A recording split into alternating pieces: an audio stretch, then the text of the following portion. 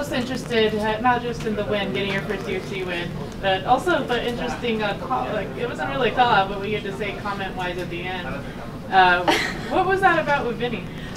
Vinny is one of my teammates. I talked to Vinny a lot at the gym. He's one of my coaches on The Ultimate Fighter, and he had told me multiple times that he didn't want to corner against me after he cornered against me with Roxanne, and he told me like 4 times he wasn't going to corner against me with Jamie because Jamie had asked him to corner, and he told Eric Nixick, one of my main coaches, one of his main cornermen, that he wasn't going to corner against me, and none of us knew until we showed up and saw him getting off the bus. So I thought it was just a real shady move of him not to like at least shoot us a message yesterday. Like obviously he knew. If he would have shot us a message, honestly, I wouldn't have cared as much. But like the fact that like I showed up and saw him getting off the bus, and I was like, "Is that Vinny?" And then it was, and so I don't know. I just think it's a dick move. You're there during all my hard sparring. You're there during my training. Like you obviously know my game plan. Like how are you supposed to corner a fighter and not tell them what I'm planning on doing? You know. So I don't know. I just thought it was shady of him, and so I was pretty excited to tell him to fuck off afterwards. Do you expect Vinny to apologize?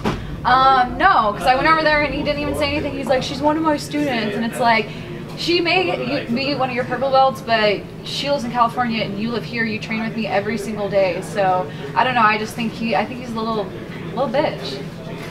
Well, how about the win, though? The first win of your career here in the UFC. How did that feel? It feels so good. I'm just so excited to prove to everybody that I belong here. I know I haven't had the best showing in the past. I felt really good going into my fight with Jillian. I got caught something sneaky.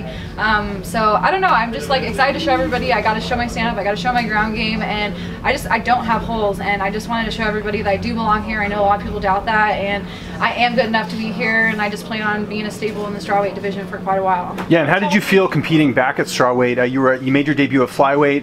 Strawweight is your natural weight class. It felt good to be back at strawweight. I feel good and I feel strong there. Fighting at 25 is not hard. I walk around like at 127 like before the fight, so there's no weight cut, there's no giving up anything. You know, when you're cutting weight those weeks and you're giving up all those like little treats that you like there's just something that like your brain like switches and you're just like, I'm giving up all of this stuff, and like it's because of her. And so the weight cut, like that's like the fight before the fight, and I didn't have that before. And so, you know, struggling in the bath and then getting on the scale and feeling that weight cut, making the weight, like that's what it's all about. So I don't know, it just feels good to be back in my home at strawweight. And you've talked about this before. Obviously you have the skills to put it in there in the cage, but I know mentally you've had some blocks. What made this camp and this fight different for you in the cage tonight? I feel like I just always did myself a big disservice. I just didn't really realize I was like holding on to so much like resentment to my mom. I actually went home and kind of reconnected with her a little bit, and I went home because I went to go to Robert Falls' memorial. We're both from Portland, and I ended up not even going to his memorial because I ended up finding my mom, and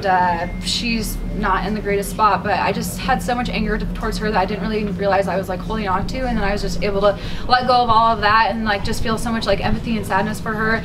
And I just feel like that like really helped me grow from that. I just like was able to like realize all this stuff, and that I was just like the person at my own demise. Like it was just all in my head, just overthinking everything that like just didn't matter, and just fighting another girl for 3 rounds from another gym, and I would just think about all of this stuff that just didn't matter. And I know no girl I'm ever gonna fight has been through the stuff that I've been through, and so I just know like I do belong there, and I just need to show everybody that I am a fighter. I've been a fighter my whole life.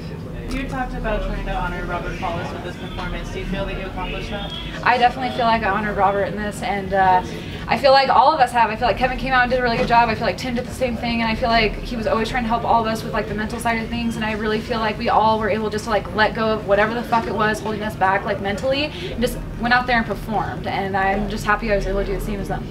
How did you guys have it scored in your mind going into the 3rd round? Did you have it 1-1, and did you feel that you really need to put it on? Because I think you actually attempted your first takedown attempt in the 3rd round as well, but tell us what you guys talked about going in that 3rd round. Yeah, I knew that I was pretty sure I got the first. I like had the center of the cage most of the time. I landed some good shots and had her backing up a lot.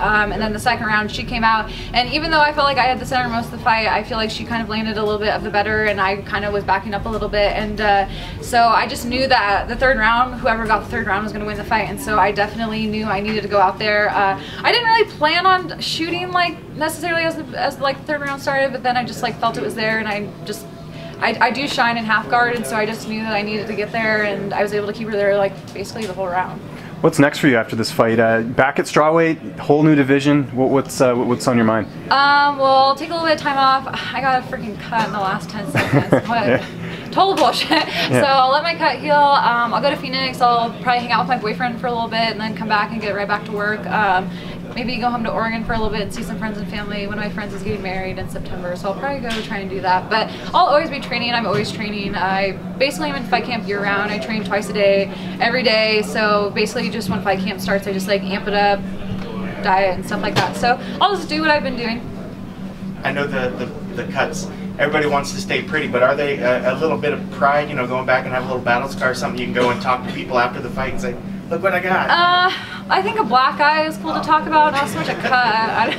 I'll definitely put in a lot of vitamin E oil on this thing. So, yeah, I'm just so mad it happened the last 10 seconds. I didn't even get like a bloody fight where I'm like fighting and have blood running down my face and look like a warrior. Everyone probably was like, how the heck did that even happen? So, that up kick got up there pretty high. So, good job, Jamie. Thank you. Thank you. Congrats. Thank you guys so much.